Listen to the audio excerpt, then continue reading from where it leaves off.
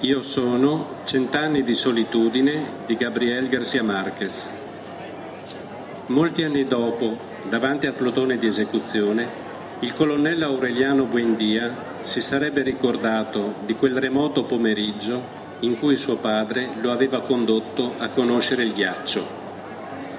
Macondo era allora un villaggio di 20 case, di fango e canna selvatica, costruito sulle rive di un fiume dalle acque diafane che si precipitavano in un letto di pietre levigate, bianche ed enormi come uova preistoriche.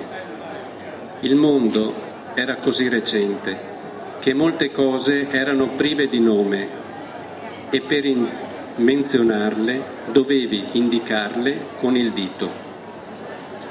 Tutti gli anni, verso il mese di marzo, una famiglia di zingari cenciosi piantava la tenda vicino al villaggio e con grande strepito di zufoli e di tamburi faceva conoscere le nuove invenzioni.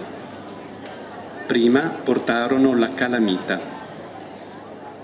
Uno zingaro corpulento, con barba arruffata e mani di passero, che si presentò con il nome di Melchiades, diede una truculenta dimostrazione di quella che egli stesso chiamava essere l'ottava meraviglia dei savi alchimisti di Macedonia.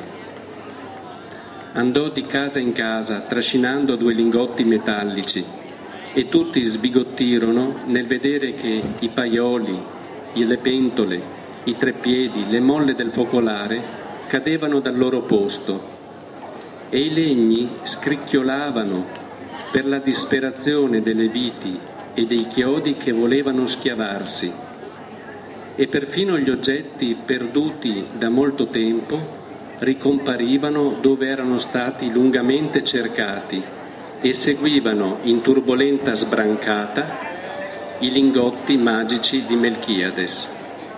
Le cose possiedono vita propria, proclamava lo zingaro con aspro accento. Si tratta soltanto di risvegliargli l'anima. José Arcadio Buendía, la cui smisurata immaginazione andava oltre l'ingegno della natura e più in là del miracolo e della magia, pensò di servirsi di quella invenzione inutile per sviscerare l'oro della terra. Per quello non serve, lo prevenne lo zingaro. Ma José Arcadio Buendía a quel tempo non credeva nell'onestà degli zingari e barattò il suo mulo e una partita di capri per i 2 lingotti calamitati. Allora, non battete le mani, ascoltate serenamente. Io sono l'articolo 1 della Costituzione della Repubblica Italiana. L'Italia è una repubblica democratica fondata sul lavoro. La sovranità appartiene al popolo, che la esercita nelle forme e nei limiti della Costituzione.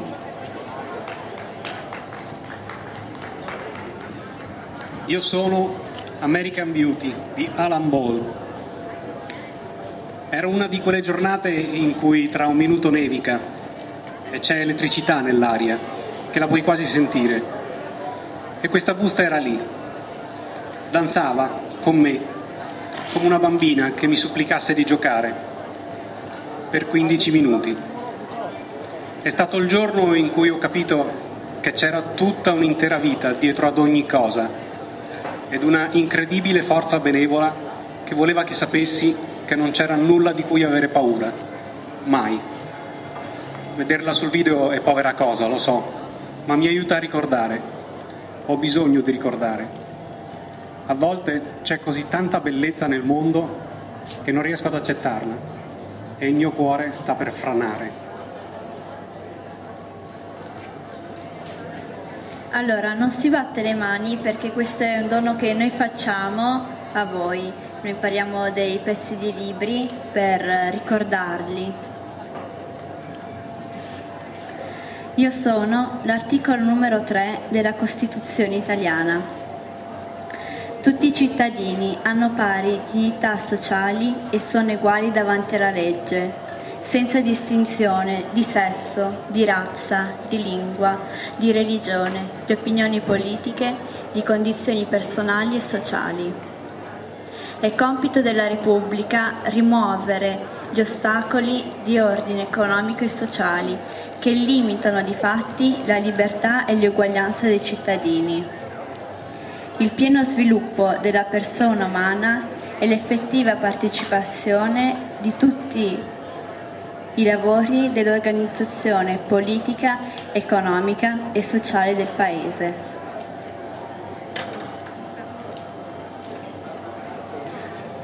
Io sono il giardino La Sackville West, di Vita Sackville West. Fino a che punto vogliamo il nostro giardino pulito e ordinato? Le opinioni a riguardo sono discordi. Taluni nutrono una tale passione per i fiori selvatici da incoraggiare specie invadenti come la celidonia, che, dobbiamo ammetterlo, è estremamente graziosa nella sua luminosità dorata, nel posto adatto, su un pendio lungo una siepe, per esempio, ma non quando soffoca esemplari più preziosi all'interno del giardino. Lo stesso vale per il lamio. Dovete essere giardinieri estremamente cerebrali per apprezzare il lamio. Personalmente, le ortiche di tutti i tipi le preferisco morte e sradicate. Ma allora devo confessare la mia propensione per un giardino pulito e privo di erbacce.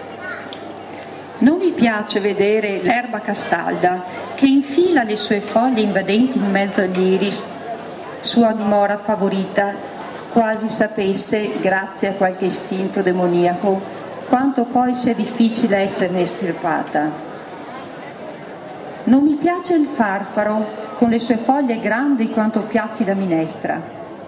Non mi piace neppure la calistegia con le sue lunghe radici simili a vermi che scendono più profonde di una tomba. E giungo addirittura a odiare il senecione, una piantina volgare e ripugnante, riguardo alla quale l'unico elemento positivo è che facilmente può essere estirpata alla nascita.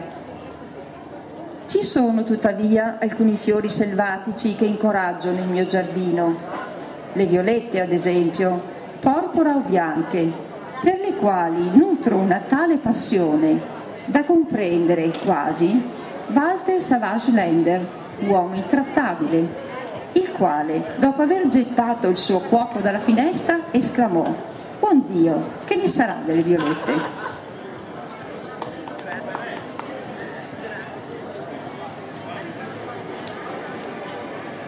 Io sono la definizione di amicizia dal dizionario del diavolo di Ambrose Bierce.